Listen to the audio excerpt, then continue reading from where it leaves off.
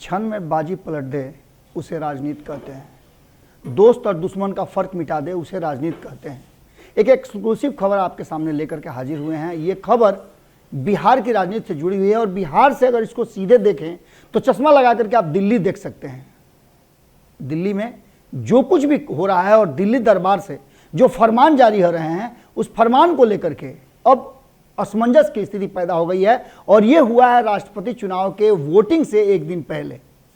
आपने देखा होगा और खबरों में सुना होगा, भारत लाइव ने भी कई लोगों के बयान आपके सामने रखे हैं, कई नेताओं के बयान, अलग अलग दल के बयान रखे हैं। उसने बिहार की राजनीति से इस देश की राजनीति का मुस्तकबिल तय करने के लिए कहीं ना कहीं अब रास्ता बनाना शुरू कर दिया है। तेजस्वी यादव ने कल एक बयान दिया था। उस बयान को लेकर के पूरे राजनीतिक माहौल में कहीं कोई चर्चा नहीं हो रही थी, लेकिन अचानक से इस पर चर्चा शुरू हो गई। और बार बार कहते हैं ना कि राजनीति में भी उंगली डाल करके चेक किया जाता है कि आखिर कितना गर्म और कितना ठंडा है। जिस तरह से हम पानी में हाथ डाल करके देखते हैं, बिल्कुल बिहार की राजनीति उसी तरह से ये बताने के लिए संभव नहीं दे, जगह ही नहीं दे रही है, कोई ऐसा मौका नहीं दे रही है कि बिहार की राजनीति में आप पढ़ करके बता दें कि आगे अगले पल में क्या होने वाला है। बिल्कुल इसी अंदाज में राष्ट्रपति चुनाव से ठीक पहले भारतीय जनता पार्टी पूरी तरह से आश्वस्त थी कि सब कुछ ठीक ठाक चल रहा है और द्रौपदी मुर्मू की जीत पक्की है। लेकिन उसके ठीक पहले जिस तरह से तेजस्वी यादव ने एक बयान दिया कि मूर्ति नहीं बैठानी है, वहां एक ऐसे शख्स को होना जरूरी है जो संविधान की, लोगों की और जो चल रहा है उस पर नजर रखे।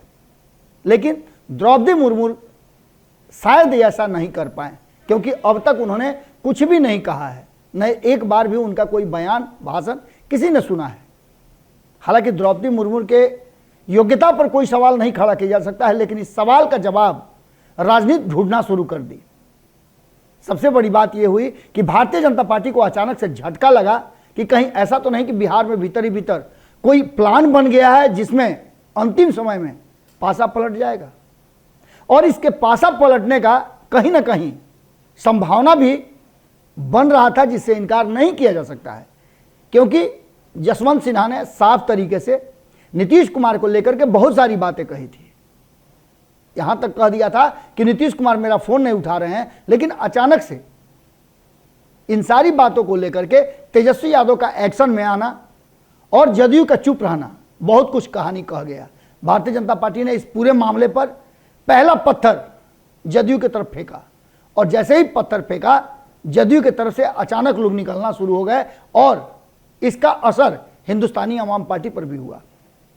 सभी को इस बात की बेचैनी हो गई कि आखिर जो भारतीय जनता पार्टी कर रही है वो उसको भरोसा दिलाना जरूरी है, नहीं तो कोई भी राजनीतिक हलचल हो सकती है, बढ़ सकती है। इस पूरे माहौल में भारतीय जनता पार्टी ने तेजस्वी यादव के इस बयान पर भारतीय जनता पार्टी के कई नेताओं ने, शुरू से आप लेकर के अंत तक लाइन लगा दें तो सभी ने इस बात को कहा कि द्रौपदी मुर्मू पर बात करने वाले सीधे तौर पे अपने परिवार को देखें और किस तरह से मुख्यमंत्री बिहार में बनाए गए थे, किसको बनाया गया था, यह ध्यान में रखें। पहले अपने गिरेबान में झांक लें। और इसके बाद से बिहार में एक अलग राजनीति शुरू हुई और दबाव जदयू पे बढ़ा।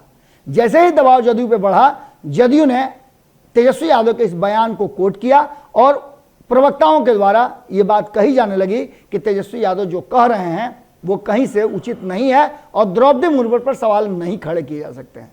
इसके बाद जीतन राम मांझी भी बाहर आए और उन्होंने राबड़ी देवी का हवाला देते हुए इस बात को ही समाप्त करने की कोशिश की। इसका सीधा मतलब है कि वोटिंग से ठीक पहले बिहार में जिस तरह से महागठबंधन, मैं कांग्रेस के साथ लेकर के बता रहा हूं, एकजुट नजर आ रहा है इस मुद्दे पर, वहीं नीतीश कुमार और जीतन राम मांझी को ठोक बजा करके भारतीय जनता पार्टी देखना चाहती थी चुनाव से ठीक पहले कि वो जगह पर हैं या नहीं हैं, क्या वो अंतिम समय में अपना निर्णय तो नहीं बदल जाएंगे।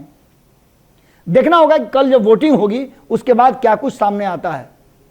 लेकिन इतना तो तय है कि तेजस्वी यादव ने एक ऐसा पत्थर फेंका है जिसका हलचल पूरे तालाब में हो गया है और बिहार में आने वाली राजनीति के कई संभावनाओं को जन्म दे गया है। जुड़े रहिएगा भारत लाइव के साथ। खबरें तो आप जानते हैं कि लगातार यहाँ चलता रहता है। बहुत बहुत धन्यवाद। अगर ये वीडियो पसंद आई और वह बिहार के राजनीति और बिहारियत से सरोकार रखेनी तो सब्सक्राइब बटन दबा के चैनल के सब्सक्राइब कर ली। ओजे एगो घंटी बा, ओकरा बटन दबा देला से कुल सटीक और मारक खबर रुआ मुफ्त में मिल जाई।